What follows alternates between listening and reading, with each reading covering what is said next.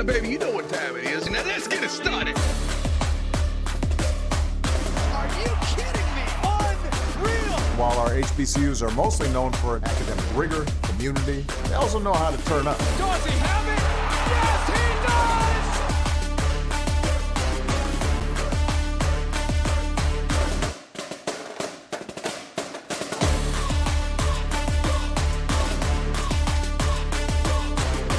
And that might be the knockout punch.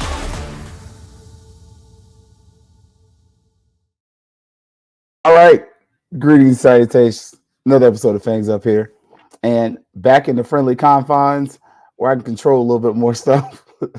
I went back, I was like, my voice isn't synced.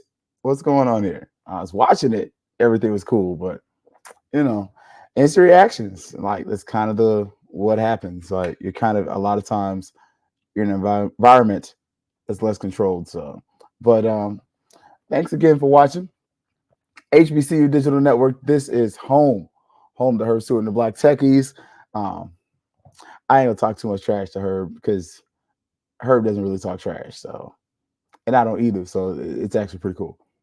But also home to the Fangs Up podcast. We did the instant reaction last night. I'll drop that tonight when I also drop this episode for those who do watch on Spotify or listen on Spotify. But definitely, man. But the day after, and you can call it what you want, probably gave some of us a chance to review some film.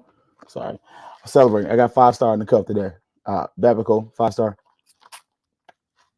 With a little bit of sweet tea, homemade tea. So if Miss Williams is watching, hey, Miss Williams, look, right on time. Look, I made the tea today.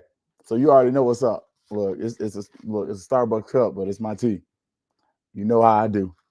Good and diabetical. No, I got the sugar tonight. But it's reaction. If you want to watch it, it's there. The voice is not synced up right. That's my fault. I forgot this camera. So I had to use my whatever. But day after the Alabama State game, and it was really cool, man. Great atmosphere, great vibe. But before that, I went to the volleyball game, and that was my first volleyball game in a good little minute. Next game that the ladies have, we'll talk about that on Thursday. But I went to the volleyball game, and look, I got you. You know I makes it. But I went to the volleyball game first, and I'll be honest, I think that might be my first one. But this is the scene, this is the vibe. You had the recruits that came in for FAMU's football team came in for the volleyball game as well, and they were serviced a treat. You can actually see the new scoreboard working there, and it was nice. It was nice. It looks really good, and we came away with the win. So 3-1, I believe. But made quick work of them. Had to work on some things and like to get there, but it was a good game, good atmosphere. Definitely want to encourage everyone to go. Now about the game though, yesterday, the football game. Now, I did hit up the parking lot. It's not the same, bruh. It's not the same, but it looks nice. Like this is what it looks like when you're kind of there early. Yeah, getting people back their tailgate spot, like, and hit Earl up, man. Like, stop playing. But you can see the scoreboard looks gorgeous. Like if you haven't seen it from this angle, especially during the daytime, looks great. Only thing I would suggest, let's get those little lights up under here so that at night it's like backlit, and maybe you can either have something to where a company could advertise there. So, but the stadium was gorgeous, looked really nice pregame. Yeah, I know I like to get places kind of early. My friends will tell you that too. And it was nice. But I don't know if Gerald made it, but I hit Perry Street. And one of the problems was that gate wasn't open. But the place I hit up was Tasty K's. And my God, that catfish right there. Whoo, you can see the seasoning in the picture. It was seasoned perfectly, flawlessly. You can see my lemonade behind there. And you can actually see the candy apple I got from the little candy apple spot. Candy apple was $5. The catfish was like I want to say 18. Yeah, so it's a little over, but the portions were divine. So Tasty K's was the spot. That was the spot I hit up on Perry Street. I almost hit Max, but I've been hitting Max up forever. I never hit this spot up before, and I was not disappointed. So if they are up there for homecoming, Tasty K's is a place. Look, they ain't even pay me to say this, but I'm just gonna keep it a whole buck with y'all. That fish was so good. Blessed my soul. Like, it was awesome. And we had a special guest, Herb Seward's Mighty Marching Hornets. It's hard for me to even say it. They actually had a pretty good performance, though. Like, they were solid, and they put on a good show. Like, I can't even sit up here and be like Uber fan today and be like, no, they was trash. Nah, they were solid. They were good. Like, they did their thing for what it was worth. Now, as we went into the game, you kind of look back at it, and I rewatched it. It's on ESPN Plus if you want to go back and rewatch it. Man, that first drive, we were clicking, and like the defense gets to stop early. And that first drive, I'm telling you, I really feel like FAMU scripts his first drive of the game because it's flawless. The run game looks tight. The pass game looks right. Like, we were hitting on all cylinders. And one of the things, Nicholas Dixon gets the only catch of the game. He's number 88, 1 for 11 yards. So, but he started off kind of hot, and he was one of the featured players that they were talking about going in. But that was pretty much it for the night for him. But otherwise, man, Marcus Riley, and look, I'm telling y'all, I mentioned him last night. Gassett is a guy, and Musa looks hot. Like, it looks like he's getting more comfortable with the offense, and it's doing it at the right time because you've really faced two of the more difficult teams in the division, probably the best teams in your division. You just faced them. Now you have to deal with the rest, but the rest don't come to brag. So we're not going to be back there for about a month. But the stadium atmosphere, look, I told y'all, this was the game to go to.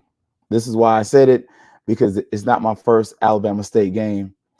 It was lit. Like, this is pregame, and y'all know pregame ain't normally this many people quite in the seats.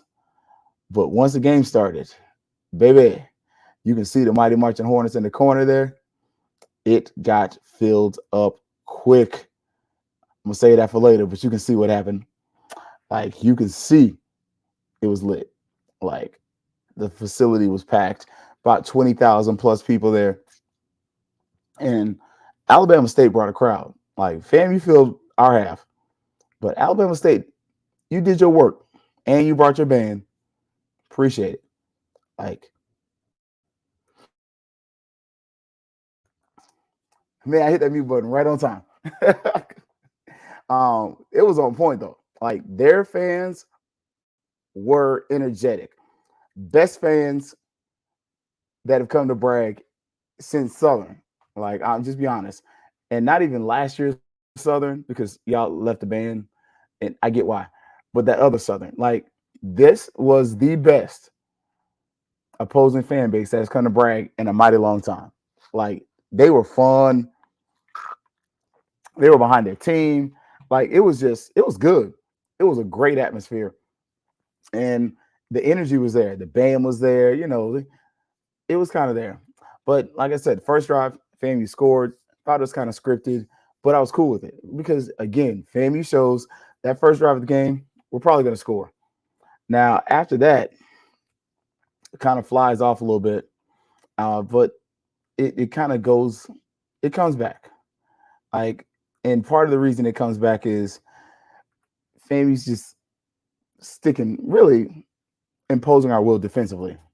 The problem that we do have is that we started having some turnovers, and we fumbled the ball a few times, namely with the running backs. And I ain't gonna lie to you, with Willie Simmons, you can't fumble, especially the running back, because he's already very pre-positioned to like to throw the ball, even though he wants to run it. But once you fumble, and that second fumble, it was wrap. Like, throwing the ball was going to be it for the night.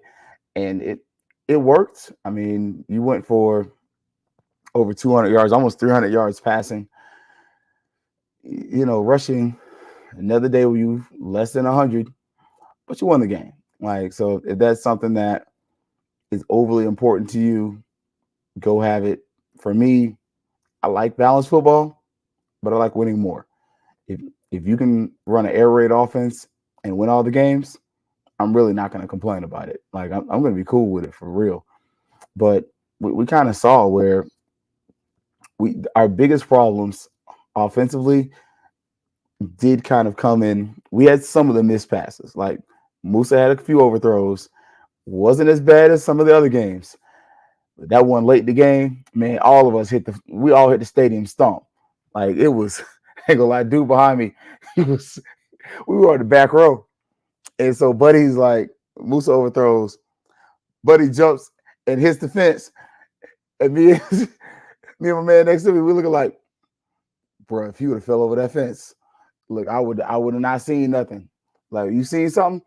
Nah, I ain't trying to write no witness statements today. Like, that joker jumped on the fence, and he was a good 270. Bro, I got faith in God. I ain't got faith in fences. That fence would have gave way. Bro, the boy, don't let you have lived. Man, I'd have laughed at you till I died. It would have been over. But it was just one of those games, just like you knew you had to score to win.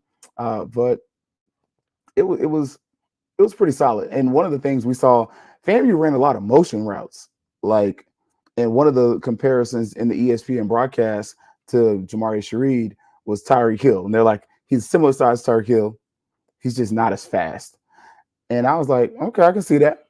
And I remember saying, like, the other week where it's like, I saw a little video short where you saw where the Dolphins were placing Tyreek Hill in motion, and they kept putting him in different places to try to create different matchups and mismatches. That's what I was really looking to say. And it worked.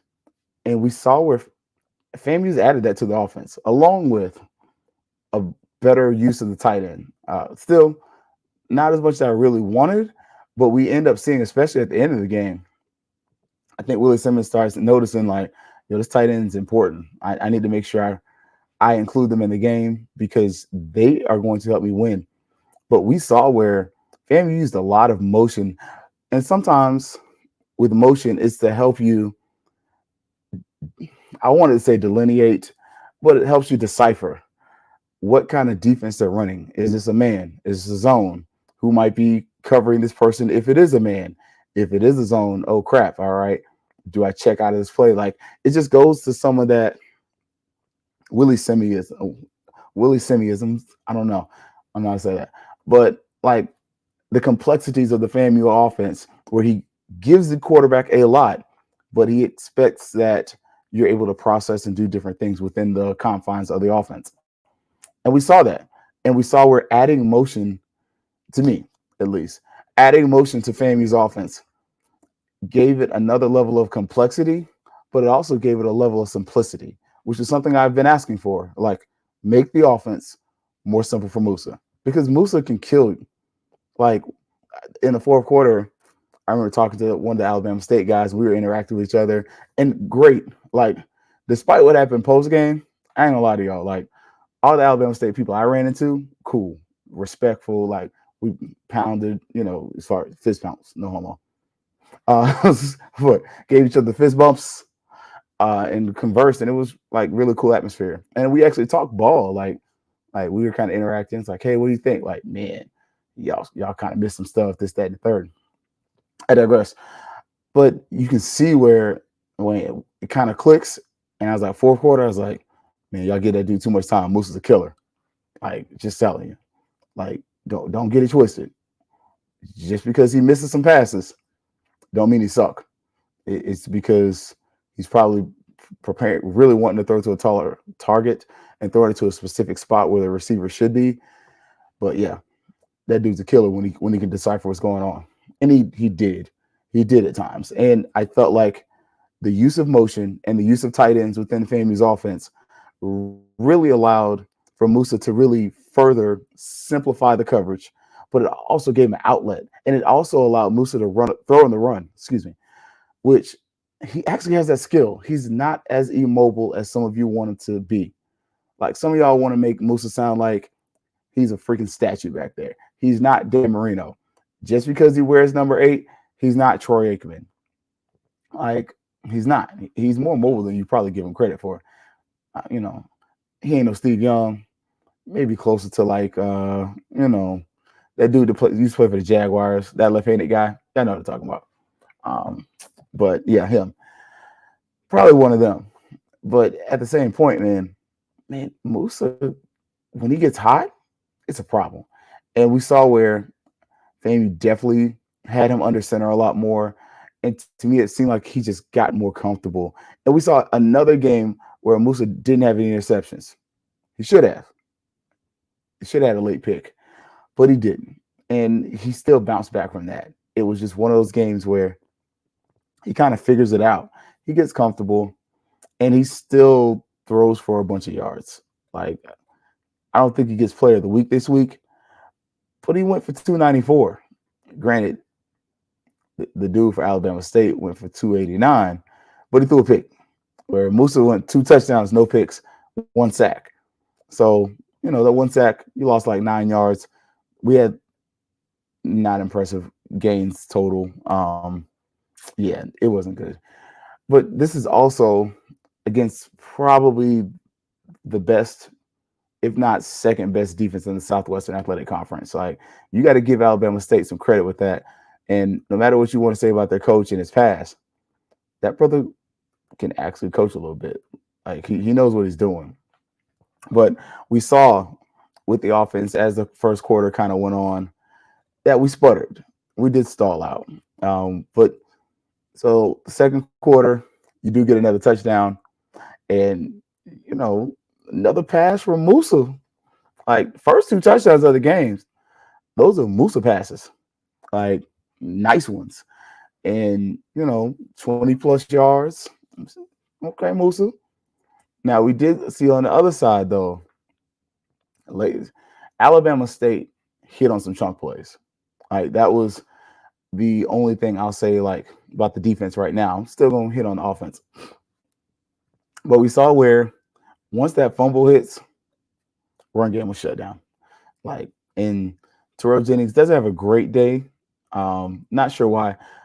I don't want to speculate either because I don't want to say something and be uninformed and then be like, dude, that was wrong. But he goes 9 attempts, 16 yards, not his best. Yank 7 for 30, better, but he fumbled. And that was definitely something that kind of kicked in the butt. But Kellen Dean kind of came up a little bit later. But we also started seeing where Nicholas Dixon and Marcus Riley got in there.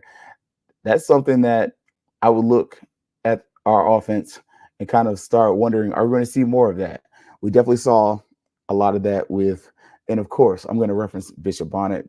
He was really a slasher type player. But we saw that with Xavier a little bit where he played receiver, but he also got the ball handed off to him. We've also seen that done with K-Dot, with Jamari Shareed, where it's like, just put the ball in his hand and let him try to make a play. I'm wondering, we're going to see that with Riley. We're going to see that with Gassett too. Like, FAMU's got a lot of speed. And so one of the things that FAMU's offense has got to get better at, but continue to do, is get the ball to our speedy players in space. And that's part of why I pointed out that I felt like the bootleg was something that FAMU should do. And it was something that worked. Like, you saw in this game countless times where FAMU used the bootleg to, instead of throwing to the tight ends, which the previous game against West Florida, man, we used them tight ends. And a lot of that kind of came off some nakeds and some boots. But in this game, we got that ball to the receivers. And so all of a sudden, instead of having like a Kamari Young or even a Nicholas Dixon, who are big body receivers / tight ends, either way you want to say it, pause. But you all of a sudden are getting the ball into the hands of faster players. And now you start to see where Shareed goes for 70 yards, 72. But your tight end was the second leading rusher in the game. I mean, receiver, excuse me. Jeremiah Pruitt, 60 yards. Like, Gassett comes up there. third with 56 yards, which it's not amazing, but it's instead of running back by committee, it's receiver by committee. And some of this is the simple fact that FAMU utilizes extended run plays or pass plays, excuse me, to represent the run. So the screen, when you're throwing screens, it's an extension of a run play. It's nothing more than a toss. Like it's a toss play without the lead blocker being a guard. Instead, it's a receiver. So just some of that concept and some of that nuance of the offense that we are able to see. Another time with Terrell Jennings. Look, Terrell Jennings is kind of multiple to me. Like, and there was a screen. We saw it again that didn't go right. I don't know how much I'm loving Musa with the screens right now all the time, but we saw it was something. It was there. And then we also saw Manigo. He had 2 catches, but Manigo got in there on a deep ball. That's going to hit sometime. And I think this week we're going to see some of that. But overall, for the first half, FAMU scores 14 points. And you definitely came away like, man, we should have scored like 20. But as an Alabama State fan, you said the same thing. Like, let's not get it twisted. They dropped some balls. They missed on some major plays, but they also hit on some chunk plays. Like even their lone touchdown that they're going to score, it's a chunk play and it's a really bunch of luck. Like the ball gets tipped by another player, then the receiver catches it, and you're just like, dang, that joker caught the ball.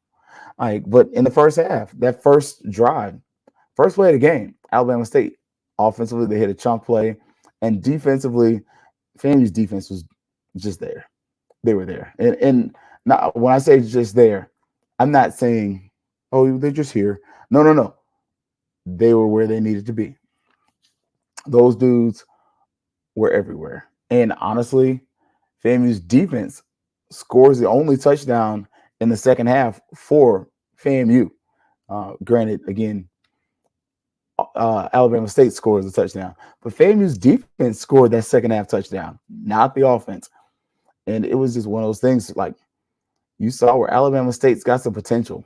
Defensively, they got it. They probably have one of the better. We're gonna have a 1-2 battle for Defensive Player of the Year. I'm just gonna say between Bubba and Major, it could be a 1-2 punch. And the fact that Major gets an interception and returns it back for a touchdown, game changer.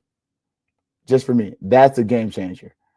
Because all of a sudden now you're talking about a linebacker that got some return skills, and he looked like a running back when he was running the ball. Like I should have asked him that question. That didn't even come to mind. Like, did you play running back in high school? Because he did something. Like somebody got a good video of him putting a stiff arm on somebody. Like, yeah, buddy, it was nice. It was nice. But Alabama State, they dropped some passes. Their top receiver still went over 100 yards. And honestly, I'm not going to lie to you. I'm going to be real with you. Keyshawn Johnson should have had about 150 yards. Like, we're just being honest. He hit 8 catches, 112 yards. That's impressive. But, yeah, like, next close receiver, 65, then 56, and that was the touchdown. So, fluke. Not that he's not that good, but the play was fluky. Like, I don't want to discredit anybody's work. So, but FAMU went to that, and I mean, really, it was on time though. Like the fourth quarter, you can see like the stadium's packed. Major gets this interception, and the crowd is literally going wild. I'm not going to do the little kid sound and all that other stuff, but you can see the emotion and the rivalry. And Major would actually go on to say that this is the most fun he's had at Bragg. Now he got chippy though. Like, I ain't gonna lie to y'all. Like, I didn't do the fight video. I did get some pictures of them being chippy with each other. And okay. That started all game long though. Like before the game, they was talking. And we were talking too. Like FAMU was not innocent as far as our players' interactions with the Alabama State players. Like they did start some stuff. You know, they was on their Michael Jackson stuff. piece of dust hit me in the eye. They was wanting to be starting something. They was got to be starting something. And it was too high to get over and too low to get under. It was just one of those things, you know. They want to be starting something, you know, and get your glittery glove on, baby. But it was on. And you could tell, like, it's a genuine rivalry. Like, granted, I appreciate if you go see what their coach said, Eddie Robb said, Devon post game is like, it's not a rivalry. We ain't beat them yet. And I'm like, I respect that. I said the same thing about Jackson State. But proximity wise, this is a rivalry. Like, yeah. Good fan bases, like folks traveled.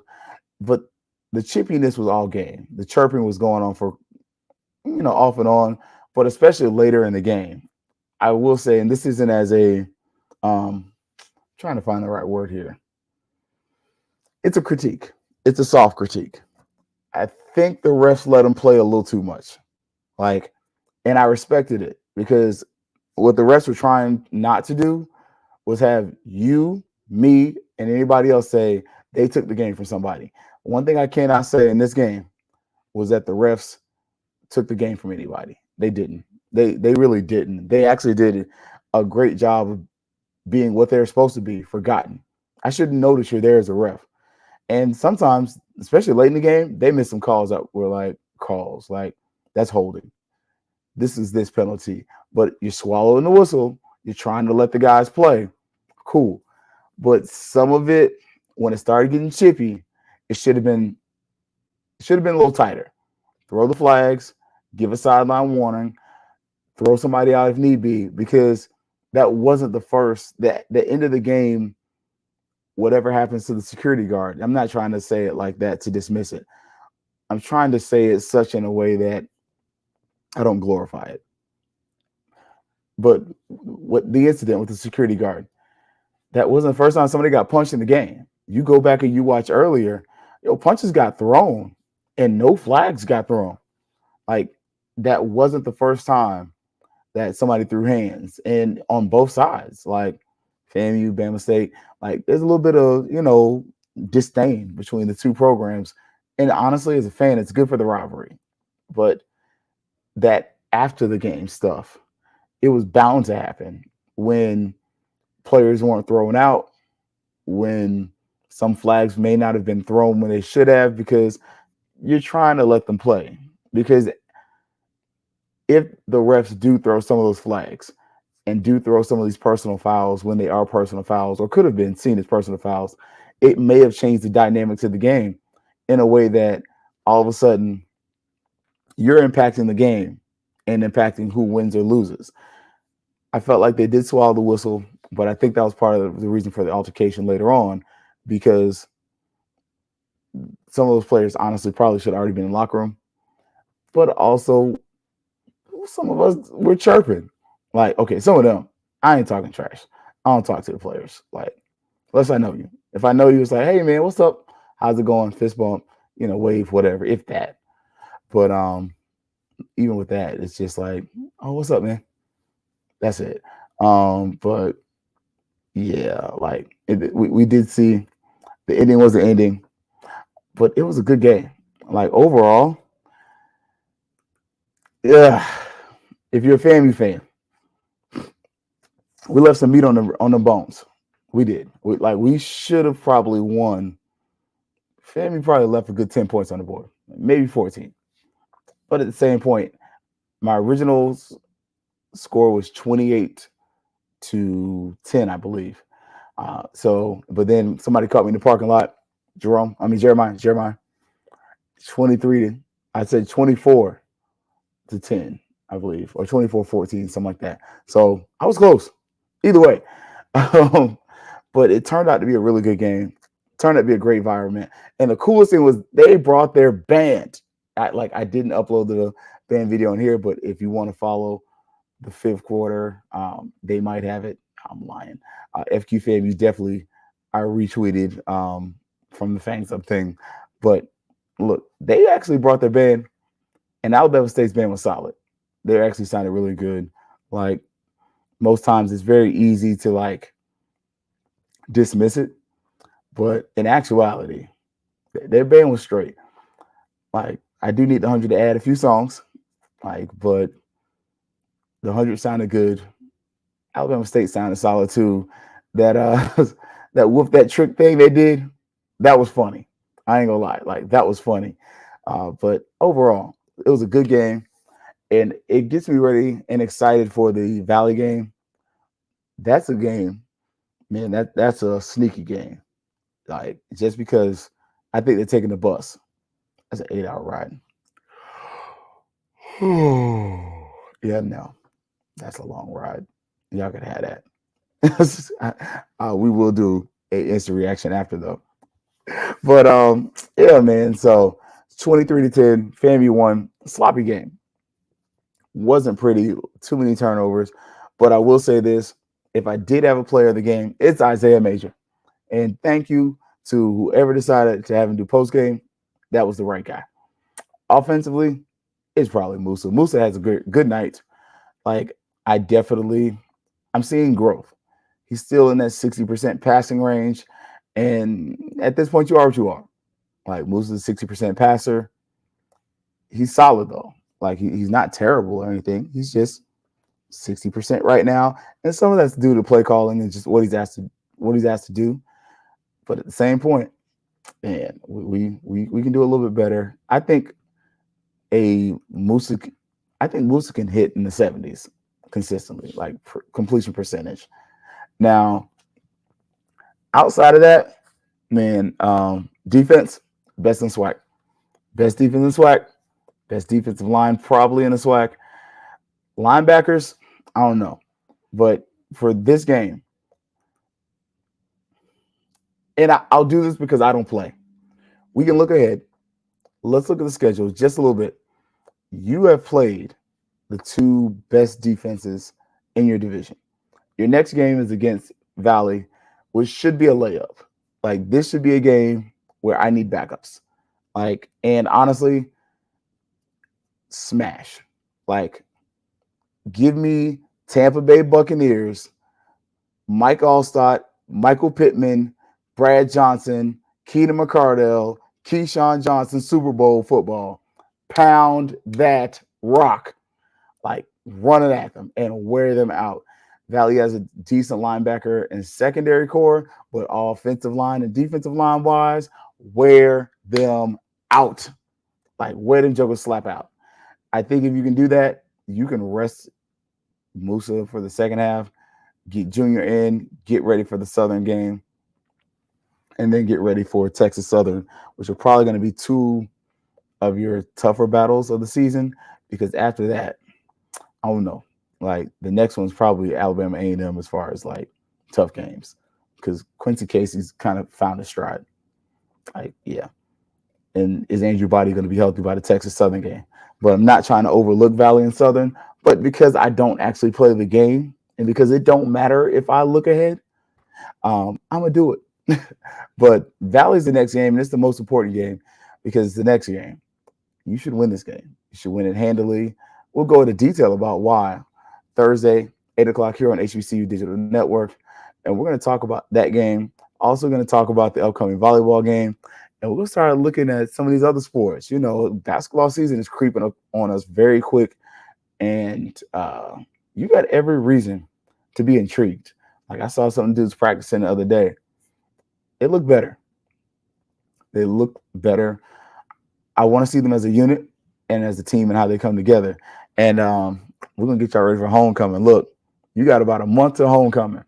A month, 20-something, about 30 days. Look, save your money. Get ready. Because I'm telling you, look, I might go back and get some more of that fish. Tasty K's, baby, that fish was fire. Good Lord. Look, I don't know what you did, but the Father bless your hands with a special anointing. Yeah, that's me speaking in tongues and wolfing down some more of that fish.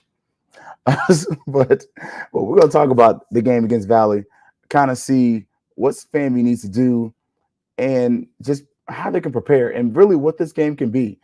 This game is the bridge. And I almost want to call this a bridge over troubled waters, because this game is really your trap game. But if you can get over it, it's going to be a game that's going to get you to that last sprint, that second half of your season where you really got to be money. And it's going to allow you to potentially figure out some things. Like this isn't a scrimmage, but this is a game where you can really try out some new things, see how they may work against live competition, and then kind of carry those out in future games. Like, that's just an idea, just a thought.